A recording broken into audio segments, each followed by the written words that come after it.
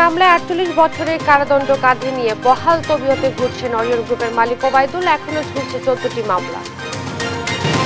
অধ্যাপক আলী রিয়াজকে প্রধান করে ৯ সদস্যের পূর্ণাঙ্গ সংবিধান সংস্কার কমিশন গঠন, প্রজ্ঞাপন জারি। ৯০ দিনের মধ্যে দিতে হবে প্রতিবেদন। বিশ্বের প্রভাবশালী মুসলিম ব্যক্তিত্বের তালিকায় ডক্টর মোহাম্মদ ইউনুস রয়েছেন শীর্ষ ৫০-এ। জায়গা পেলেন আরও ২ বাংলাদেশি। লালমনিরহাটে নির্বাহী ম্যাজিস্ট্রেট উর্মি সাময়িক বরখাস্ত। রংপুরের শহীদ আবু সাইদকে নিয়ে বিতর্কিত মন্তব্যের জেরে দৃষ্টান্তমূলক শাস্তির দাবি।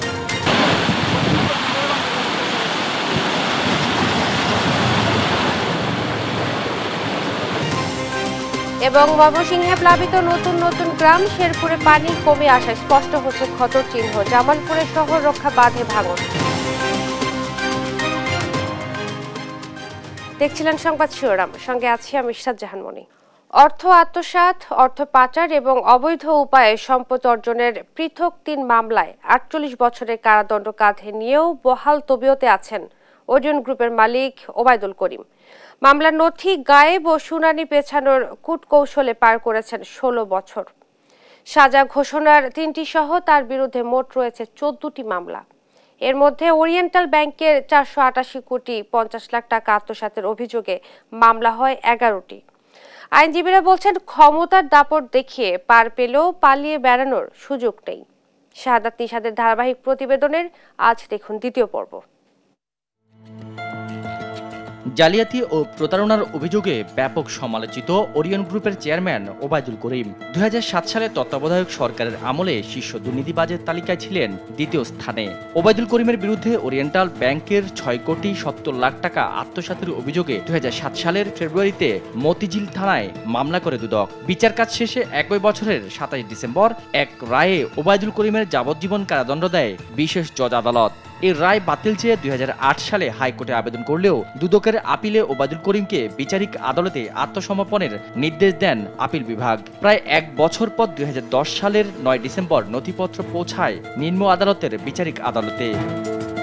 আরেক মামলায় ১৩ বছর সশ্রম কারাদণ্ড দেয় বিশেষ জজ আদালত ৯। সেবারও ওবায়দুল করিমকে বিচারিক আদালতে আত্মসমর্পণের নির্দেশ দেওয়া হয়। ৭টি চেকের মাধ্যমে বিদেশে ২ কোটি টাকা পাচারের অভিযোগে ২০০৭ সালের ১০ অক্টোবর গুলশান থানায় মামলা করেন দুদকের উপপরিচালক সৈয়দ ইকবাল হোসেন। এই মামলার বিচার কাজ শেষে ২০০৮ সালের ১৩ আগস্ট বিশেষ আদালতের রায়ে ৫ বছরের কারাদণ্ড হয়। জালিয়াতি ও প্রতারণার মাধ্যমে ওরিয়েন্টাল ব্যাংকের প্রায় ৪৮৮ কোটি ৫০ লাখ টাকা আত্মসাতের অভিযোগে ওই ব্যাংকের সাবেক চেয়ারম্যান ও ওরিয়ন গ্রুপের চেয়ারম্যান ওবায়দুল করিমের বিরুদ্ধে ২০০৭ সালের ১ ফেব্রুয়ারি ১১টি মামলা হয় তেজগাঁও থানায়। ওবায়দুল করিম ওই ব্যাংকের চেয়ারম্যান থাকা অবস্থায় জালিয়াতির মাধ্যমে ভুয়া হিসেব খুলে বংশাল, নবাবপুর, মিরপুর, কারওয়ানবাজার সহ রাজধানীর কয়েকটি শাখা থেকে এ টাকা আত্মসাৎ করেন। এসব রায়ে মোট ৪৮ বছরের সাজা মাথায় নিয়েও শেখ হাসিনার আশীর্বাদে আদালত পাড়ায় কিছু অসাধু লোকজনের মাধ্যমে বিচারিক আদালত থেকে গায়েব করে দেয় মামলার নথিপত্র। কোনো আসামিকে যদি রিট করতে হয় বা চ্যালেঞ্জ করতে হয় তাহলে তাকে বিচারিক আদালতে আত্মসমর্পণ করতে হবে এবং যাবজ্জীবন রায় হলে অবশ্যই জেলে যেতে হবে বলে জানান ডেপুটি অ্যাটর্নি জেনারেল নূর মোহাম্মদ আজমি। অ্যাপিলেট আদালত সেটা দেখবেন যে মানে কি হবে না হবে, কিন্তু যেহেতু তিনি অ্যাপিল করেন নাই, আমরা জেনেছি তিনি অ্যাপিল না করে রিট করেছেন, রিটও এটা খারিজ হয়ে গিয়েছে। তো সুতরাং অ্যাপিল না করেন তো সুতরাং তার একটাই অপশন, সেটা সাজা খাটতে হবে। স্বৈরাচার সরকারের আমলে ক্ষমতার দাপট দেখিয়ে চললেও একজন যাবজ্জীবন সাজাপ্রাপ্ত আসামি বাইরে থাকার সুযোগ নেই বলে জানান এই আইনজীবী। কোর্টের যে কর্মচারী বা কর্মকর্তা যারা আছে ওদেরকে প্রভাবিত করে, ওদেরকে প্রেশারাইজ করে বা ওদেরকে ঘুষ দিয়ে, সোজা কথা আমরা যদি বলি, এই ফাইলটা ওদের তিনি সরিয়ে রেখেছেন। তো এটা আমার মনে হয় না এই ফাইলটা খুঁজে পাওয়া খুব বেশি ডিফিকাল্ট হবে। ফ্যাসিস্ট শেখ হাসিনার সুবিধাভোগী হওয়ায় ওবায়দুল করিম সাজাপ্রাপ্ত হয়েও মামলার নথি গায়েব করেছে বলে জানান আইনজীবীরা। গত ১৫ বছর সেটা ছিল না আওয়ামী লীগ বা শেখ হাসিনার সমর্থন পুষ্ট ব্যক্তিবর্গের ক্ষেত্রে সেই আইনের প্রয়োগ আমরা দেখিনি। আইনের বেড়াজাল থেকে দেশের এসব লুটপাটকারীরা যেন কোনোভাবেই বের হতে না পারে, এমন প্রত্যাশা এই আইনজীবীর। শাহাদাত নিশাদ, দেশ টিভি, ঢাকা। রাষ্ট্রবিজ্ঞানী আলী রিয়াজকে প্রধান করে ৯ সদস্যের পূর্ণাঙ্গ সংবিধান সংস্কার কমিশন গঠন করেছে মন্ত্রিপরিষদ বিভাগ। সোমবার মন্ত্রিপরিষদ সচিব মাহবুব হোসেনের সই করা প্রজ্ঞাপনে এ তথ্য জানানো হয়। এতে বলা হয়, কার্যকর গণতন্ত্র প্রতিষ্ঠার লক্ষ্যে সংবিধান পর্যালোচনা ও মূল্যায়ন করে প্রয়োজনীয় সুপারিশ সহ প্রস্তুত করতে এই কমিশন গঠন করা হলো।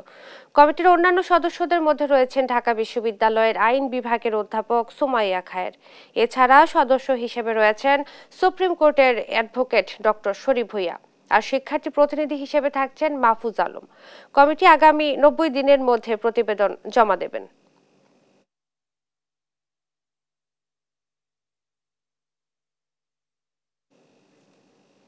বিশ্বের সবচেয়ে প্রভাবশালী মুসলিমের তালিকায় স্থান পেয়েছেন বাংলাদেশের অন্তর্বর্তী সরকারের প্রধান উপদেষ্টা ডক্টর মোহাম্মদ ইউনূস। জর্ডানের রাজধানী আম্মান ভিত্তিক প্রতিষ্ঠান the royal Islamic strategic studies centre এ তালিকা প্রকাশ করেছে। ধর্মীয় চিন্তা ভাবনা এবং রাজনৈতিক নেতৃত্বের বিষয়গুলো গুরুত্ব দেওয়া হয়।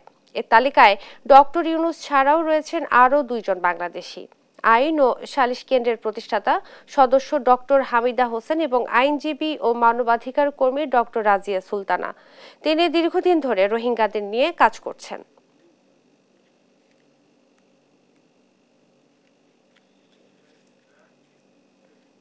বিতর্কিত কর্মকাণ্ডের অভিযোগে লালমনিরহাটের নির্বাহী ম্যাজিস্ট্রেট তাপসী তাবাসসুম উর্মিকে সাময়িক বরখাস্ত করেছে জনপ্রশাসন। এক প্রজ্ঞাপনে তাকে ওএসডি করে বিভাগীয় ব্যবস্থা নেওয়া হচ্ছে বলে জানানো হয়েছে।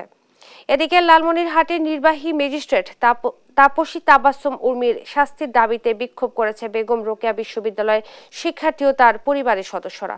সোমবার দুপুরে বিশ্ববিদ্যালয়ের 1 নম্বর গেটে মানববন্ধন করে তারা। অবিলম্বে চাকরি থেকে অব্যাহতি সহ দৃষ্টান্তমূলক শাস্তির দাবি করেন শিক্ষার্থীরা। বৈষম্য বিরোধী ছাত্র আন্দোলনে পুলিশের গুলিতে শহীদ আবু সাইদকে সন্ত্রাসী আখ্যা দিয়ে ফেসবুকে পোস্ট করেন উর্মি। এছাড়া প্রধান উপদেষ্টা ডক্টর ইউনূসকে নিয়েও আপত্তিকর মন্তব্য করেন তিনি।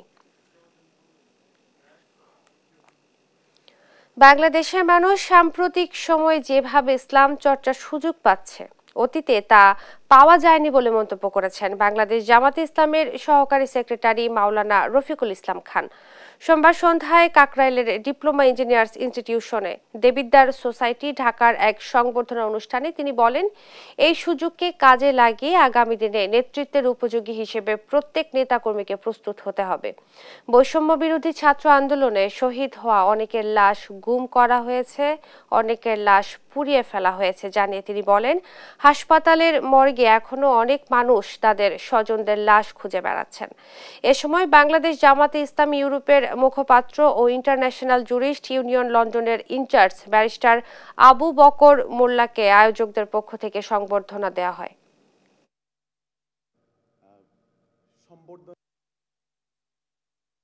এখনো অনেক মানুষ, অনেক বাপ তার ছেলের লাশের জন্য ঢাকা মেডিকেল কলেজ হাসপাতালের মর্গে আহাজারি করছেন। অনেক স্ত্রী তার স্বামীর লাশের জন্য ঢাকা মেডিকেল কলেজের হাসপাতালের মর্গে আহাজারি করছেন, কিন্তু ওনারা লাশ কোনোদিন আর পাবেন না। তার লাশ গণকবর দেওয়া হয়েছে, লাশ পুড়িয়ে ফেলা হয়েছে। সুতরাং এই লাশ আর কোনোদিন পাওয়া যাবে না, সংখ্যা হয়তো বাড়তেই থাকবে। জুলাই আগস্ট আন্দোলনে নিহত 737 জন আর আহত হয়েছে 22,907 জন, এমনটাই জানালেন স্বাস্থ্য উপদেষ্টা নূরজাহান বেগম। সোমবার বিকেলে সচিবালয়ে এক ব্রিফিংয়ে এ তথ্য তুলে ধরেন তিনি। উপদেষ্টা বলেন, নিহত ও আহতের তালিকা প্রণয়নে গঠিত কমিটির তথ্য মতে 737 জন নিহতের তথ্য পেয়েছে মন্ত্রণালয়। এর সঙ্গে শিক্ষার্থীদের দাবি অনুযায়ী 1500 জনের তালিকা মিলিয়ে দেখা হবে। ডিসি ও সিভিল সার্জন পর্যায়েও তথ্য চাওয়া হয়েছে বলে জানান উপদেষ্টা।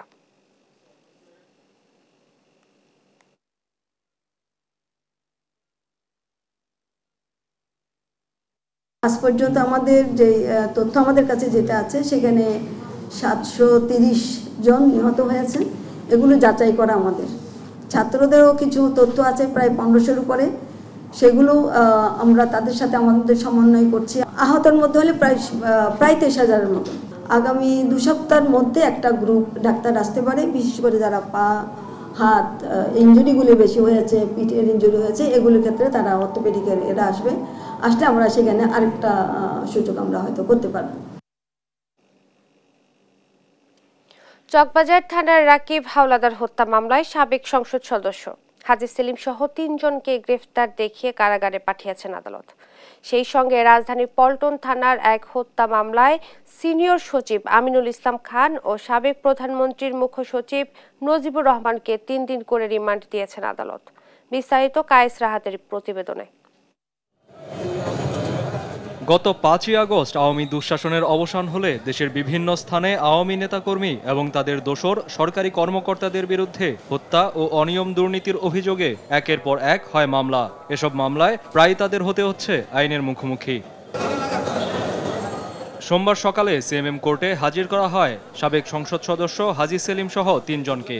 চকবাজার থানার রাকিব হাওলাদার হত্যা মামলায় আদালতে হাজির করা হয় তাদের। এ সময় আসামি পক্ষের আইনজীবী তাদের জামিন আবেদন করলে তা নামঞ্জুর করে গ্রেফতারের আদেশ দেন আদালত। এ মামলায় অপর 2 আসামি ঢাকা উত্তরের 26 নং ওয়ার্ডের সাবেক কাউন্সিলর হাসিবুর রহমান মানিক ও ঢাকা বিশ্ববিদ্যালয়ের ছাত্রলীগের সাধারণ সম্পাদক তানভীর হাসান সৈকত। হাজী সেলিম এবং আরেকজন কমিশনার ওই লালবাগের হাসিবুর রহমান মানিক এবং আরেকজন তানভীর আলম সৈকত, এই 3 জনকে আজকে তদন্তকারী কর্মকর্তা একটি হত্যা মামলায় বিজ্ঞ আদালতে উপস্থাপন করেন। তাদেরকে আজকে এই মামলায় গ্রেপ্তার দেখে জেল হাজতে প্রেরণ করে। এদিকে একই দিন বিকেল 4:30টায় পল্টন থানার একটি হত্যা মামলায় মেট্রোপলিটন ম্যাজিস্ট্রেট মাহবুব রহমানের আদালতে হাজির করা হয় সাবেক সিনিয়র সচিব আমিনুল ইসলাম খান ও সাবেক প্রধানমন্ত্রীর মুখ্য সচিব ও এনবিআর-এর সাবেক চেয়ারম্যান নজিবুর রহমানকে। দুপক্ষের শুনানি শেষে আরও তদন্তের জন্য তাদের প্রত্যেকের 3 দিন করে রিমান্ড মঞ্জুর করে আদালত। একজন হলো আমিনুল ইসলাম খান, তিনি ছিলেন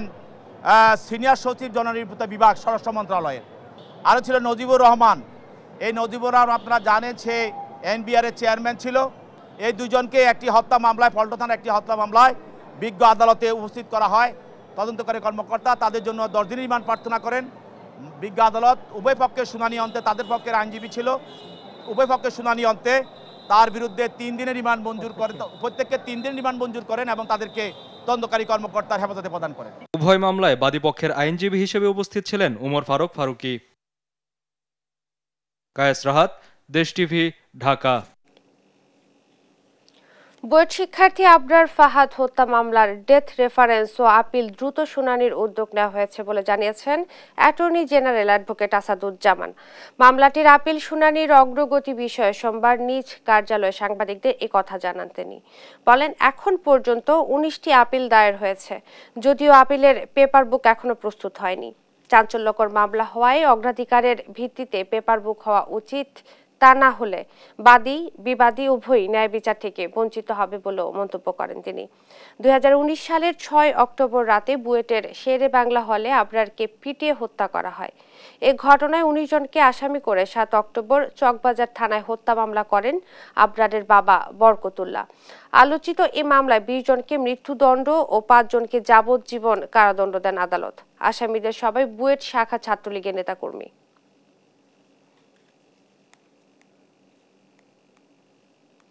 বানের পানিতে ডুবছে ময়মনসিংহ। পরিস্থিতির আরও অবনতি হয়েছে, প্লাবিত হচ্ছে নতুন নতুন এলাকা। বন্ধ রান্নাবান্না, সুপেয় পানির সংকট চরমে। এদিকে নেত্রকোনা ও শেরপুরে পানি কমলেও কমেনি ভোগান্তি। বেশিরভাগ এলাকা যোগাযোগ বিচ্ছিন্ন, নেই বিদ্যুৎও। বন্যা কবলিত এলাকায় দেখা দিয়েছে ডায়রিয়া, নিউমোনিয়া সহ নানা ধরনের রোগ। সহকর্মীদের পাঠানো তথ্যচিত্রে টুম্পা আফরোজের ডেস্ক রিপোর্ট। ময়মনসিংহের হালুয়াঘাট, ধোবাউড়া ও ফুলপুর উপজেলায় বন্যা পরিস্থিতির আরও অবনতি হয়েছে। এদিকে নেত্রকোনা ও শেরপুরে পানি কমলেও পানিবন্দী লাখো মানুষ। ময়মনসিংহে উজানের পানি নেমে নতুন নতুন এলাকার নিম্নাঞ্চল প্লাবিত হয়েছে। টানা 4 দিনের পানিতে ভোগান্তি বেড়েছে মানুষের। পানিবন্দী হয়ে আছেন 1.5 লক্ষাধিক মানুষ। ঘরবাড়িতে পানি ওঠায় বন্ধ রয়েছে রান্নাবান্না। বিশুদ্ধ খাবার পানির চরম সংকট দেখা দিয়েছে। প্রশাসনের পক্ষ থেকে সহযোগিতা না পাওয়ায় ক্ষোভ জানান বানভাসী মানুষ। খাওয়া খাদ্য করতেই না, রুগী গর এই যে পানি লেগে আনি করতেই না। 2 দিন ধরে আমরা বাড়ি ঘরে পানি, বাড়ি ঘর থাকতে পারি না, ঘরে ধরে থাকতে পারি না। সবকিছু চলে এসে গরু বাছুরলে এখন রাস্তা আসি। 2-1টা গ্রাম ছাড়া সমস্ত গ্রাম পানির নিচে। এটা ওই উত্তরের পানিটা সম্পূর্ণ এই এলাকায় প্রবাহিত হচ্ছে। নেত্রকোনায় অতি ভারী বৃষ্টিপাত ও উজানের ঢলে জেলার দুর্গাপুর কলমাকান্দার পরে নতুন করে পূর্ব ধলা উপজেলার জারিয়া, ঘাগড়া ও ধলামুলগাঁও ইউনিয়নের 18টি গ্রাম প্লাবিত হয়েছে। জেলায় এখন 43 গ্রামের 28,000 মানুষ পানিবন্দী অবস্থায় আছেন।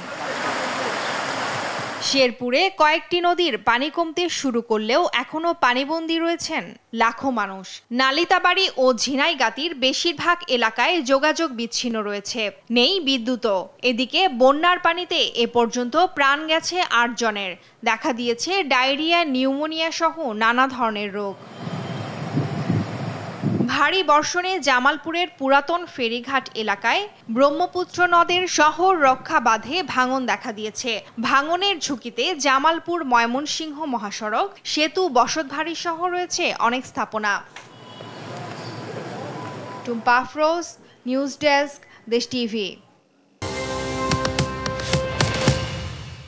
ময়মনসিংহের হালুয়াঘাট, ধোবাউড়া ও ফুলপুরে বন্যা পরিস্থিতির আরও অবনতি ঘটেছে। পানিবন্দী 1.5 লক্ষাধিক মানুষ। এনে বিস্তারিত জানাতে ময়মনসিংহ থেকে সরাসরি যুক্ত হচ্ছেন সহকর্মী ইলিয়াস আহমেদ। ইলিয়াস, বন্যা মোকাবেলায় কি ধরনের উদ্যোগ নেওয়া হচ্ছে জানাবেন? বন্যা মোকাবেলায় সরকারি এবং বেসরকারি উদ্যোগে কিন্তু নানা ধরনের সহযোগিতা করা হচ্ছে দুর্গত এলাকার মানুষদের মধ্যে। অর্থাৎ তারপরেও মানুষজন বলছেন যে তারা তেমন কোনো সহযোগিতা না পাওয়ায় তাদের যে কষ্ট সেটি কিন্তু বেড়ে গেছে। অর্থাৎ আজকে সকাল থেকেই এই 3টি উপজেলায় আমরা দেখেছি থেমে থেমে বৃষ্টি হওয়ার কারণে কিন্তু বন্যার যে অবস্থা সেটি কিন্তু আরো অবনতি হওয়ার আশঙ্কা কিন্তু আমাদেরকে 3 উপজেলার উপজেলা নির্বাহী কর্মকর্তারা জানিয়েছেন। এবং তারা বলছেন যে গতকাল সারাদিন বৃষ্টি না হয় বন্যা পরিস্থিতি কিন্তু অনেকটাই স্বাভাবিক ছিল, কিন্তু আজকে সকাল থেকে বৃষ্টি হওয়ার কারণে আরো নতুন নতুন এলাকা প্লাবিত হওয়ার আশঙ্কা কিন্তু তারা আমাদেরকে জানিয়েছেন। এবং এছাড়াও আরেকটি বিষয় বলে রাখি, প্রায় 2 লক্ষাধিক মানুষ কিন্তু ইতিমধ্যেই পানিবন্দী হয়ে মানবেতর জীবনযাপন করছেন এবং তাদের মাছ এবং ধানের ক্ষেত কিন্তু পানিতে তলিয়ে যাওয়ায় তাদের যে দুর্ভোগ এবং তাদের যে স্বপ্ন ছিল সেটি কিন্তু অনেকটাই বিনাশ হয়ে গেছে। এবং তারা বলছেন তাদের ঘুরে দাঁড়ানো খুব একটা সহজ হবে না, সেই বিষয়টি বলছিলেন। এবং অনেকেই বলছেন যে সরকার যদি সহযোগিতা না করে তাহলে তাদের অবস্থা কিন্তু আরো ভয়াবহ রূপ লাভ করবে, সেই বিষয়ে কিন্তু তারা বলছিলেন। অর্থাৎ যেদিকেই তাকানো যায় সেদিকেই ফসলের ক্ষতি আর পানি এবং বানের পানিতে মাছ ভেসে যাওয়ায় বিশেষ করে এই অঞ্চলটি হচ্ছে ধান এবং মাছের উপরেই কিন্তু অনেকটা নির্ভরশীল এবং অনেকেই কিন্তু এই দুটি করেই কিন্তু জীবিকা নির্বাহ করে থাকেন। এবং হঠাৎ এমন বন্যায় তাদের যে ভয়াবহ অপরিণীয় ক্ষতি হয়েছে সেটি কিন্তু কোনোভাবেই পোষানোর নয়। অর্থাৎ উপজেলা প্রশাসন এবং জেলা প্রশাসন থেকে বলা হয়েছে ক্ষতিগ্রস্ত কৃষকদের তালিকা করে তাদের কি পরিমাণ ক্ষতি হয়েছে সেটি নির্ণয় করে তারা কিন্তু যখন কর্তৃপক্ষকে অবহিত করবেন এবং তাদের যথাযথ সহযোগিতার জন্য তারা চেষ্টা চালিয়ে যাবেন, সেই বিষয়টিও কিন্তু তারা বলছিলেন। এছাড়াও আমরা দেখেছি রাস্তাঘাট সহ সবকিছুতেই কিন্তু অনেক ক্ষয়ক্ষতি হয়েছে। অর্থাৎ প্রশাসন থেকে বলা হচ্ছে প্রায় 1,500 কোটি টাকার মতো ক্ষতি সাধন কিন্তু এই 3 উপজেলায় হয়েছে। অর্থাৎ তাদেরকে এই পুনর্বাসন সহ অর্থাৎ ক্ষতিগ্রস্ত একেবারেই যারা বেশি ক্ষতিগ্রস্ত হয়েছেন তাদেরকে পুনর্বাসন সহ সকল ধরনের সুযোগ সুবিধা নিশ্চিতের লক্ষ্যে কাজ করার কথা জানিয়েছেন প্রশাসন। এবং বিএনপি থেকেও বলা হচ্ছে তাদেরকে নানানভাবে সহযোগিতা করা হচ্ছে এবং সহযোগিতার হাত তারা বাড়িয়ে দিয়েছেন। অর্থাৎ দুর্গত এলাকাতে এখন ত্রাণের প্রয়োজন, ত্রাণের জন্যই কিন্তু তারা হাহাকার করছেন, তারা কিন্তু আরো সহযোগিতা চাচ্ছেন। এই ছিল আমার কাছে ময়মনসিংহের বন্যা পরিস্থিতি নিয়ে সর্বশেষ। বন্যার পানি নামার সাথে সাথে শেরপুরে ফুটে উঠেছে ক্ষয়ক্ষতির চিত্র। শেরপুরে সবশেষ বন্যা পরিস্থিতি জানাচ্ছেন সহকর্মী মুজাহিদুল ইসলাম। শরৎকালের সবচেয়ে ভয়াবহ বন্যার কবলে পড়েছিল শেরপুর। টানা বর্ষণ আর উজান থেকে নেমে আসা পাহাড়ি ঢলে সৃষ্ট হওয়া এই বন্যায় পানিবন্দী হয়ে পড়েছিল শেরপুরের লাখো মানুষ। ভেঙে গেছে রাস্তাঘাট, তলিয়ে গেছে ফসলি আবাদ। আমরা ঠিক এই মুহূর্তে যেখানটিতে দাঁড়িয়ে আছি এটি হচ্ছে শেরপুরের নালিতাবাড়ি, নন্নি এবং বারোমারি যে একমাত্র সড়ক, সেই সড়কটি কিন্তু ব্রিজ থেকে একেবারেই বিচ্ছিন্ন হয়ে গেছে, যার কারণে এই এলাকার মানুষজন পড়েছে নানা ধরনের দুর্ভোগে। অর্থাৎ এখানে যাতায়াত না করার কারণে এলাকার মানুষজনের দেখা দিয়েছে নানা ধরনের ভোগান্তি। সেই সাথে আমরা বলতে চাই যে এখন পর্যন্ত শেরপুর জেলায় এই বন্যায় প্রাণহানি ঘটেছে 10 জনের।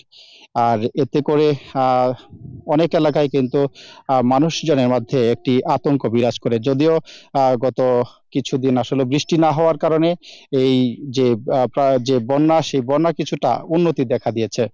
আর সেই সাথে গতকাল আমরা দেখেছি যে শেরপুরে বিভিন্ন জায়গায় সেনাবাহিনী তাদের ত্রাণ তহবিল থেকে তারা আসলে এই এলাকার বন্যা কবলিত এলাকার মানুষজনের জন্য তারা ত্রাণ দিয়ে যাচ্ছেন। সেই সাথে বিভিন্ন এলাকার মানুষজন তারা আসলে ত্রাণ সহযোগিতা সহ বিভিন্ন সহযোগিতা নিয়ে এলাকায় এসছেন এবং তারা আসলে বিভিন্নভাবে সহযোগিতা করছেন। আর ইতিমধ্যে শেরপুরের যে ফসলি আবাদ যে ক্ষতি হয়েছে, আমরা কৃষি বিভাগের পক্ষ থেকে জেনেছি যে এখানে শুধুমাত্র কৃষি বিভাগে কিন্তু 500 কোটি টাকার উপরে কিন্তু ক্ষয়ক্ষতি হয়েছে। তাছাড়া মাছের ঘের তলিয়ে গেছে, অনেক মাছের ঘের তলিয়ে গেছে, অনেকের আসলে বাড়ি ঘর তলিয়ে গেছে, আসবাবপত্র কিন্তু এই বন্যার পানির তোড়ে ভেসে গেছে। তাই এই মুহূর্তে শেরপুরের এই যে আকস্মিক বন্যা, সেই বন্যা কবলিত এলাকার মানুষের জন্য সবচেয়ে বেশি প্রয়োজন হচ্ছে খাদ্য সামগ্রী এবং তাদের পুনর্বাসনের ব্যবস্থা করা। তাই শেরপুরের এই এলাকার বাসিন্দা অর্থাৎ এই বানবাসী এলাকার বাসিন্দাদের এই দাবি পূরণে দেশের সর্বমহলের সহযোগিতার প্রয়োজন বলে মনে করছেন বানবাসী এই এলাকার মানুষজন। জিডিপি প্রবৃদ্ধি ও মূল্যস্ফীতির তথ্য রাজনৈতিক, তাই সঠিক পরিসংখ্যান নিশ্চিতে বিবিএস এর জন্য স্থায়ী নীতিমালা করার কথা জানিয়েছেন পরিকল্পনা উপদেষ্টা ডক্টর ওয়াহিদুদ্দিন মাহমুদ। একনেক সভা পরবর্তী ব্রিফিংয়ে কথা বলেন তিনি। সভায় প্রায় 24,412 কোটি 94 লাখ টাকার 4টি প্রকল্প অনুমোদন দেয় একনেক। সোমবার সকালে প্রধান উপদেষ্টা কার্যালয়ে অনুষ্ঠিত একনেক সভায় এসব প্রকল্পের অনুমোদন দেওয়া হয়। এনআই নাহিদের রিপোর্ট। অন্তর্বর্তী সরকারের দ্বিতীয় জাতীয় অর্থনৈতিক পরিষদের নির্বাহী কমিটি একনেকের সভা বসে তেজগাঁওয়ের প্রধান উপদেষ্টার কার্যালয়ে। এতে সভাপতিত্ব করেন ডক্টর ইউনুস। এদিন 24,412 কোটি 94 লাখ টাকার 4টি প্রকল্পের অনুমোদন দেন তিনি।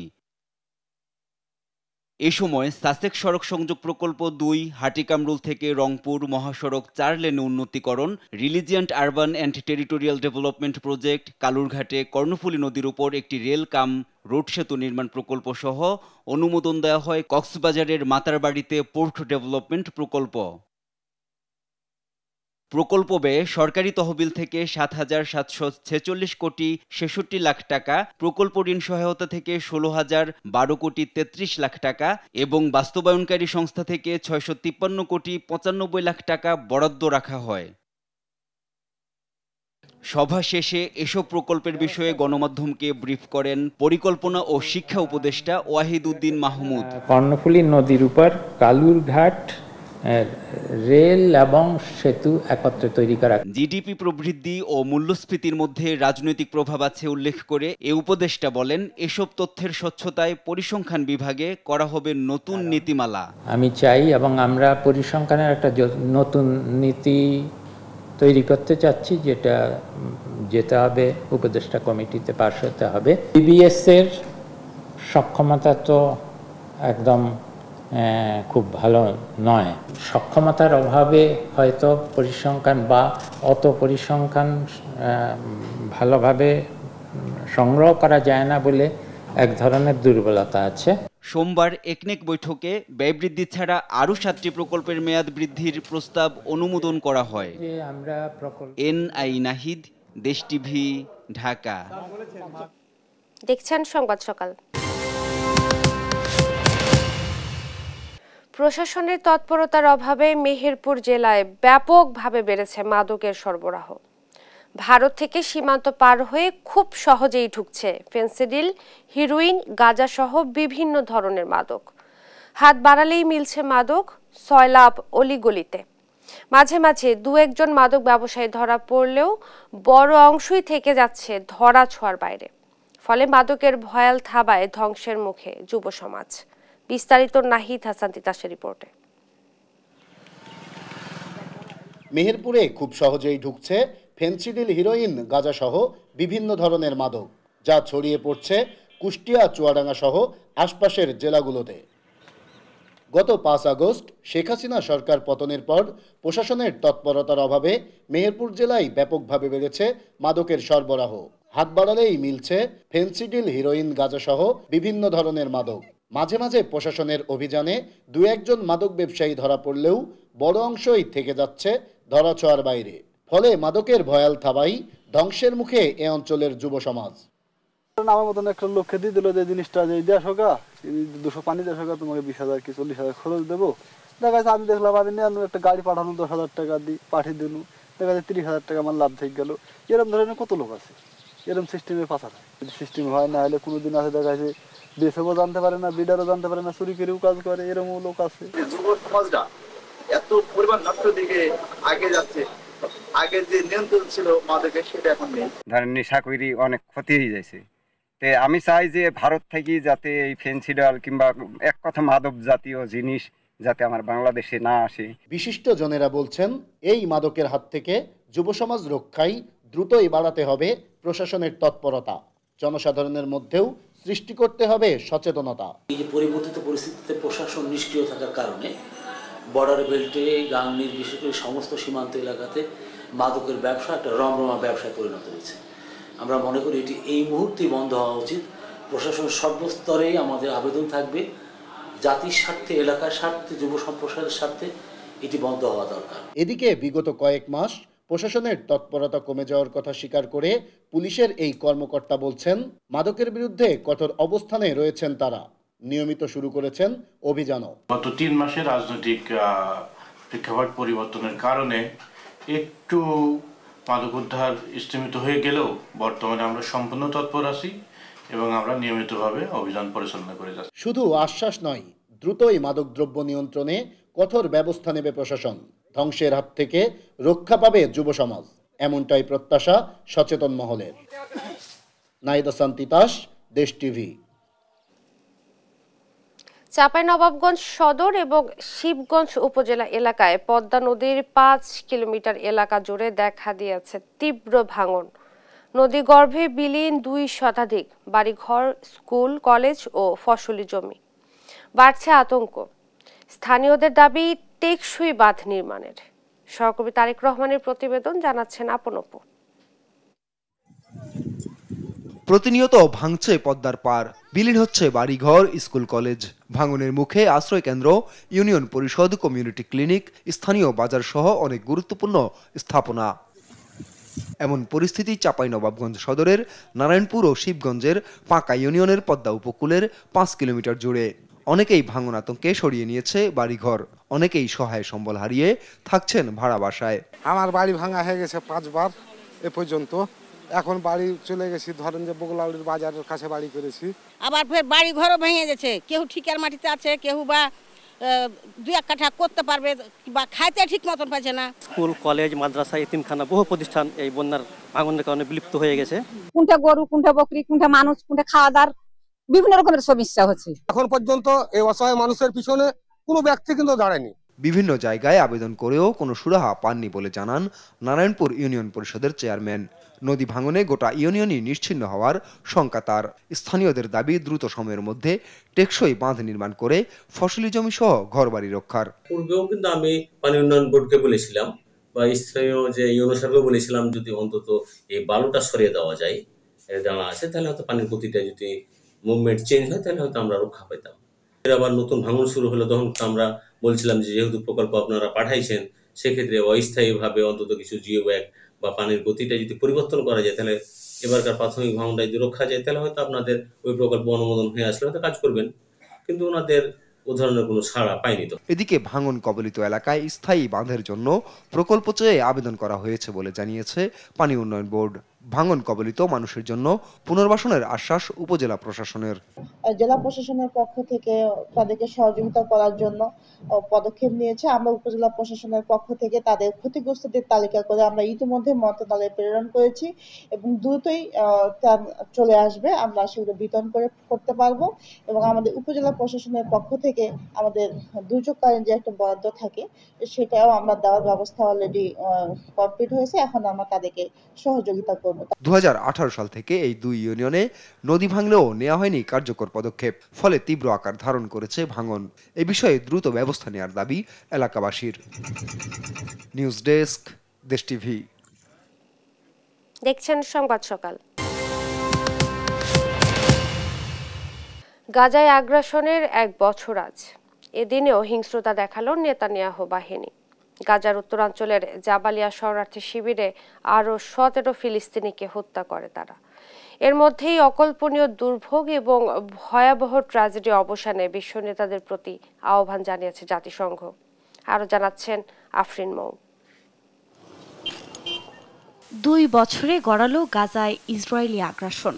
এর সময়ে নেতানিয়াহু বাহিনী হয়ে উঠেছে আরও আগ্রাসী। হিংস্রতায় নিজেরাই নিজেদের রেকর্ড ভেঙেছে অসংখ্যবার। যুদ্ধের বর্ষপূর্তির দিনেও নিরীহ গাজাবাসীর ওপর বর্বর হামলা চালায় তারা। গণমাধ্যমের প্রতিবেদন অনুযায়ী রোববার গাজার জাবালিয়ার শরণার্থী শিবিরে আকাশ ও স্থলপথে একযোগে হামলা চালায় আইডিএফ। যুদ্ধ শুরুর পর গাজাবাসীর আশ্রয় নেয়া এই শিবিরে তৃতীয়বারের মতো অভিযানের ঘটনা ঘটল। কোনো কিছু বুঝে ওঠার আগেই নিহত হয় বেশ কয়েকজন। রাতভর সেখানে বোমাবর্ষণ চলে, প্রাণ বাঁচাতে আশ্রয় শিবির ছাড়ছে মানুষ। মানুষ বাস্তুচ্যুত। আরবরা কোথায়? এখন আর আমাদের যাওয়ার কোনো জায়গা নেই। কোথায় যাব? সবখানেই বোমা বর্ষণ হচ্ছে। তারা যদি মারতে চায় একবারেই মেরে ফেলুক, আমাদের যাওয়ার আর কোনো জায়গা নেই। আগ্রাসনের 1 বছর পূর্ণ হওয়ার দিনে উপত্যকার বিভিন্ন এলাকায় হামাসের যোদ্ধাদের সঙ্গে মুখোমুখি লড়াইয়ের দাবি করেছে আইডিএফ। একই সঙ্গে সামনের দিনে হামলা জোরদারের প্রস্তুতির কথাও জানায় তারা। এর মধ্যে ইসরায়েলে রকেট হামলা চালিয়েছে হামাস। রোববার স্থানীয় সময় সকালে ছোড়া এসব রকেট প্রতিহতের দাবি করে আইডিএফ। হামলা পাল্টা হামলায় ভুক্তভোগী নিরীহ ফিলিস্তিনিরা। এমন পরিস্থিতিতে গাজায় যুদ্ধ বন্ধের আহ্বান জানিয়েছে অস্ট্রিয়ার পররাষ্ট্রমন্ত্রী। অকল্পনীয় দুর্ভোগ এবং ভয়াবহ ট্র্যাজেডির অবসান ঘটাতে বিশ্ব নেতাদের প্রতি আহ্বান জানিয়েছে জাতিসংঘ। এরই মধ্যে 2023 সালের 7 অক্টোবর ইসরায়েলে চালানো হামলাকে মহিমান্বিত বলে উল্লেখ করেছে হামাস। এক ভিডিও বার্তায় এই ইস্যুতে নিজেদের অবস্থান স্পষ্ট করে গোষ্ঠীটি। আফরিন মৌ, নিউজ ডেস্ক, দেশ টিভি। খেলার সংবাদ।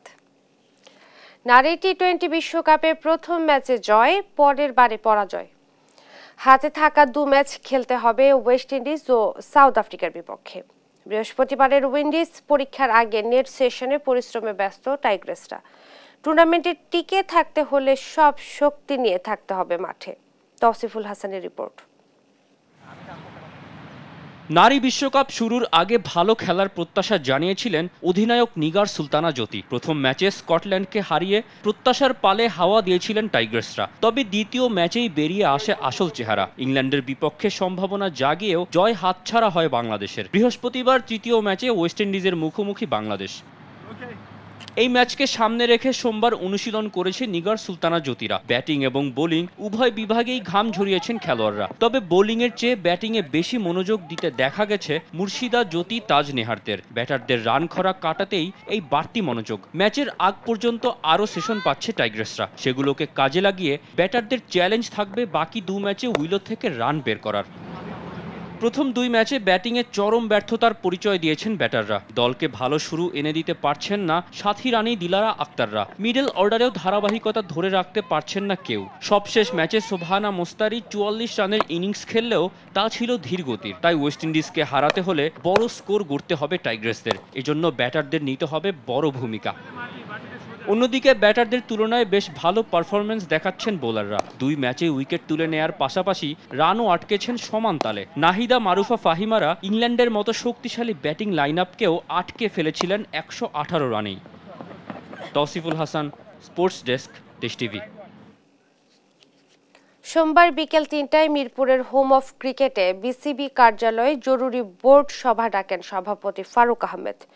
বোর্ড সভা শেষে ফারুক আহমেদ জানান, ঢাকা এবং ঢাকার বাহিরের মাঠ এবং মাঠের ফ্যাসিলিটিস নিয়ে কাজ করছে বিসিবি এবং চলতি বছরের ২৬ নভেম্বর ক্রিকেট উইন্ডিজের আমন্ত্রণে গ্লোবাল সুপার লিগে অংশ নেবে বিপিএল এর গত আসরের সেমিফাইনালিস্ট রংপুর রাইডার্স।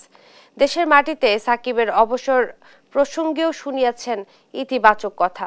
আল মাহমুদ ফাহিম জানাচ্ছেন বিস্তারিত। ক্রিকেট বোর্ডের দায়িত্ব নেয়ার পর থেকেই বেশ তৎপর নয়া সভাপতি ফারুক আহমেদ। এর মধ্যেই করেছেন ৩টি বোর্ড সভাও। সোমবার বিকেল ৩টায় মিরপুরের হোম অফ ক্রিকেটে বিসিবি কার্যালয়ে জরুরি বোর্ড সভা ডাকেন সভাপতি ফারুক আহমেদ। গেলবারের মতো এবারের বৈঠক নিয়েও আনুষ্ঠানিক কোনো বিবৃতি দেয়নি বিসিবি।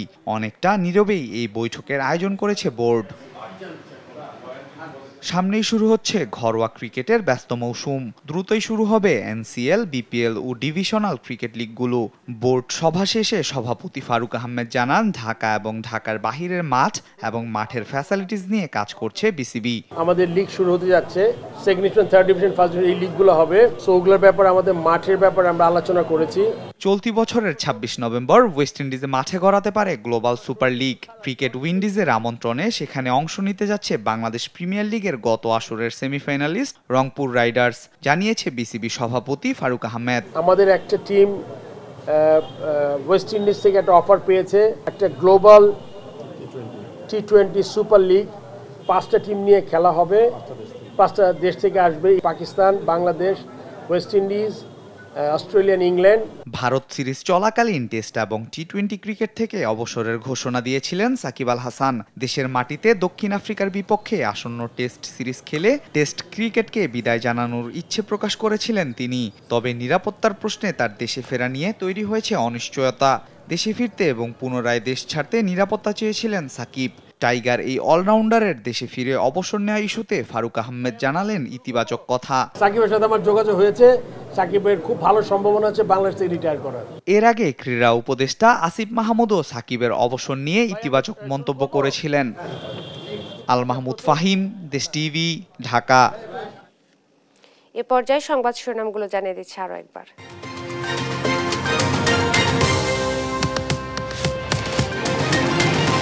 3 মামলায় 48 বছরের কারাদণ্ড কাঁধে নিয়ে বহাল তবিয়তে ঘুরছেন অরিয়ন গ্রুপের মালিক ওবায়দুল। এখনো ঝুলছে 14টি মামলা। অধ্যাপক আলী রিয়াজকে প্রধান করে 9 সদস্যের পূর্ণাঙ্গ সংবিধান সংস্কার কমিশন গঠন, প্রজ্ঞাপন জারি, 90 দিনের মধ্যে দিতে হবে প্রতিবেদন। বিশ্বের প্রভাবশালী মুসলিম ব্যক্তিত্বের তালিকায় ডক্টর মোহাম্মদ ইউনূস রয়েছেন শীর্ষ 85, জায়গা পেলেন আরও 2 বাংলাদেশি। লালমনিরহাটের নির্বাহী ম্যাজিস্ট্রেট উর্মি সাময়িক বরখাস্ত, রংপুরের শহীদ আবু সাইদকে নিয়ে বিতর্কিত মন্তব্যের জেরে দৃষ্টান্তমূলক শাস্তির দাবি।